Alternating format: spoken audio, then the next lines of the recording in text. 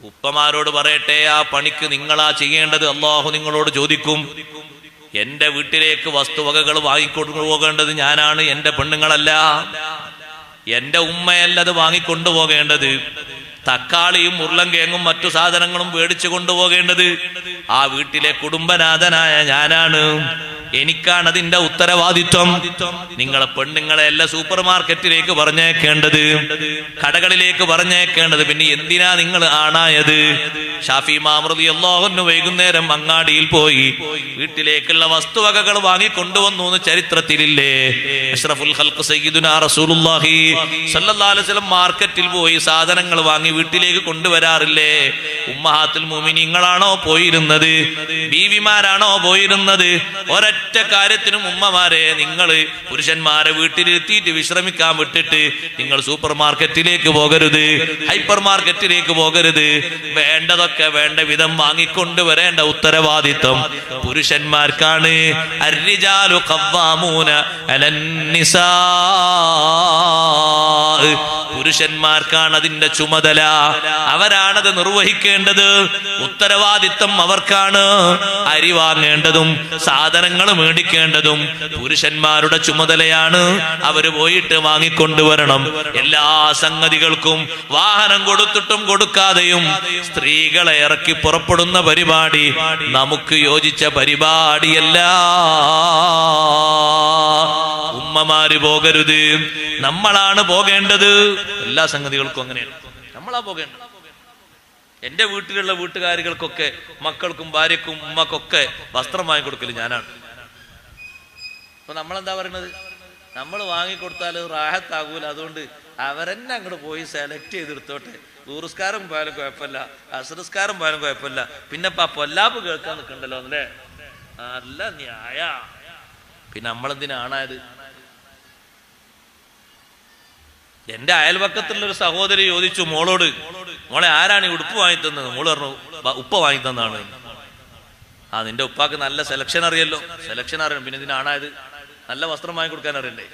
നല്ല വിലപിടിപ്പുള്ള, നല്ല ഈട് കിട്ടുന്ന, ഭംഗി കുറയാത്ത, നല്ല മറവൊക്കെ ഉള്ള വസ്ത്രം നോക്കി നല്ലത് വാങ്ങിക്കൊടുക്കണം. യഥേട്ട് ഓരോരുത്തർ പറഞ്ഞേക്കാൻ പറ്റുമോ? അങ്ങനെ പറ്റൂല. വീട്ടുകാരികൾക്കുള്ള വാങ്ങിക്കൊടുക്കേണ്ട ഉത്തരവാദിത്വം നമുക്കാണ്. സഹോദരിമാർക്കുള്ള ഉത്തരവാദിത്വം എന്താണ്? വീട് പരിപാലിക്കാനും ഭരിക്കാനും മക്കളെ നോക്കാനാണ്.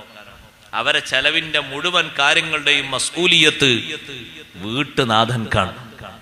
അവരാണ് ചെയ്യേണ്ടത്, കാര്യങ്ങൾ നിർവഹിക്കേണ്ടത്. ഇപ്പൊ സർവ്വ സ്ഥലങ്ങളിലും, ഞാൻ വെറുതെ പറഞ്ഞാൽ നിങ്ങൾ പോയി നോക്കി, എല്ലാ സ്ഥലങ്ങളിലേക്കും ഒരു മീറ്റിങ്ങിന് വരെ ആണുങ്ങൾക്ക് പോകാൻ മടിയാണ് അല്ലേ? ഒരു പേരൻസ് മീറ്റ് വിളിച്ചാൽ സ്കൂളിലോ മദ്രസയിലോ അപ്പൊ പറയാം അഞ്ചാണ് വെക്കും, തള്ളി വിടണം. പിന്നെ നമുക്ക് നമ്മുടെ ഒഴിവും കഴിവും അനുസരിച്ച് നമ്മൾ പോകണതിനൊക്കെ നമ്മളെ ഏൽപ്പിക്കപ്പെട്ട കാര്യങ്ങളൊക്കെ ഭംഗിയായിട്ട് നമ്മൾ നിർവഹിക്കണം. അഷ്റഫുൽ ഖൽഖ് സല്ലല്ലാഹു അലൈഹി വസല്ലം തങ്ങൾ സ്ത്രീകൾക്ക് നൽകിയിരിക്കുന്ന ഉത്തരവാദിത്തങ്ങളും കാര്യങ്ങളൊക്കെ ചെറിയ രൂപത്തിൽ തങ്ങൾ പറഞ്ഞില്ലേ? ബഹുമാനപ്പെട്ട അസ്മാ ബീവി റളിയല്ലാഹു അൻഹയോട്, ഇന്ന ഹുസ്ന തബഉലി ഹിദാകുന്ന ലിസൗജിഹാ വതലബഹാ മർളാതിഹി വത്തിബഅഹാ മുവാഫഖതഹു.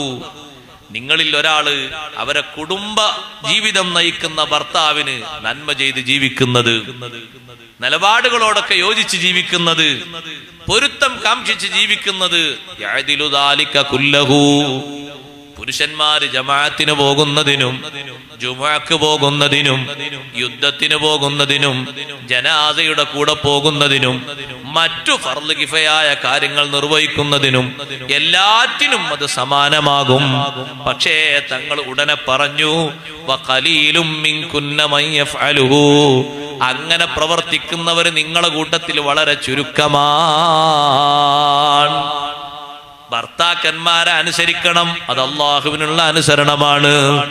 ബാപ്പമാരെ ഉമ്മമാരെ അനുസരിക്കണം, അള്ളാഹുവിനുള്ള അനുസരണമാണ്.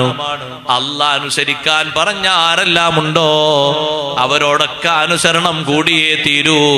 അതൊക്കെ അള്ളാഹുവിനോടുള്ള അനുസരണമാണ്.